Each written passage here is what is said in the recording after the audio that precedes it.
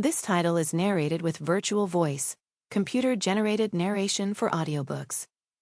Evolved by Jessica Gomez. Chapter 1. Ian. Lily. I scream as the infected push the boulder back into place, sealing me away from my heart. Pausing for a moment to glance at Mason and check on Azami, I ready myself for a fight. Go, Mason hollers, his eyes wild with panic, holding my crying daughter in his arms. I waste no time in running out the entrance, James hot on my heels. The snow's coming down in blankets, so I can only see a handful of feet in front of me. Frantically searching our surroundings for their trail, I shout her name, James echoing my call. Silence is all that greets us. They've practically vanished. Her emotions are only glitches on my internal radar, not enough for me to decipher which direction to search. Over here, James calls out.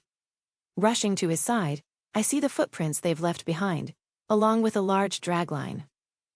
We follow the fast diminishing path to the best of our ability, but the weather is making it impossible.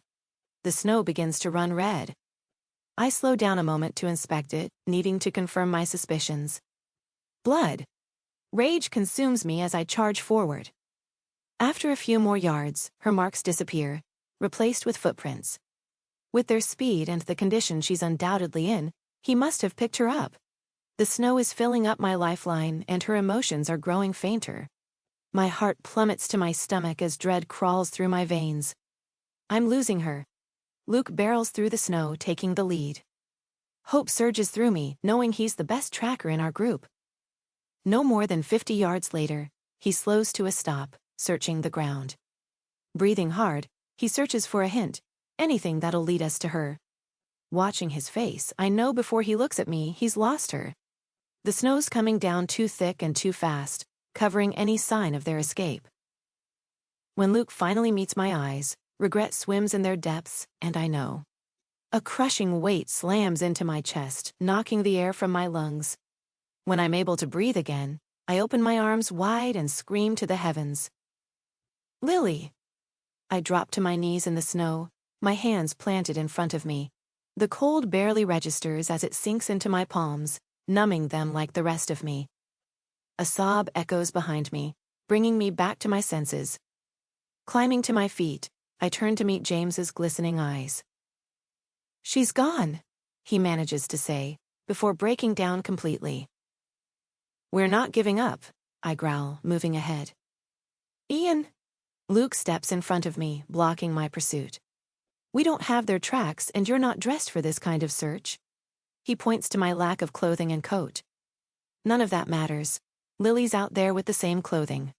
I push past Luke and continue anyway. James's teeth start to chatter, alerting me to the fact that we're in below freezing temperatures.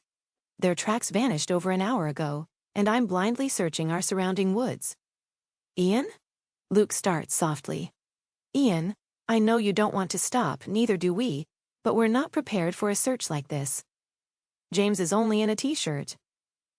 His statement stops me in my tracks. I've been concentrating so much on my own emotions that I didn't take into consideration James and his underdress. Take him back, I order. No, James snaps. There's no choice in this. Take him back, I say again. What about you? Luke asks. I'll be fine. I'm not giving up until I find her. You're not dressed any better, Luke points out. Turning back to them, I pin him with a stare that holds no room for argument. I'm not going back.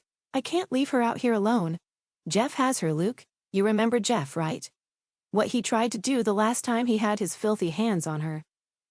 My emotions are becoming a living thing, a monster tearing from my skin. Now take him back. I turn and face the dark open forest. James pauses in front of me, tears already freezing on his lashes. Don't freeze out here, we still need you. Azami needs you. This isn't your fault, and it's not your fault if you can't bring her home. My heart slams in my chest listening to his words. He knows as much as I do that my search is pointless.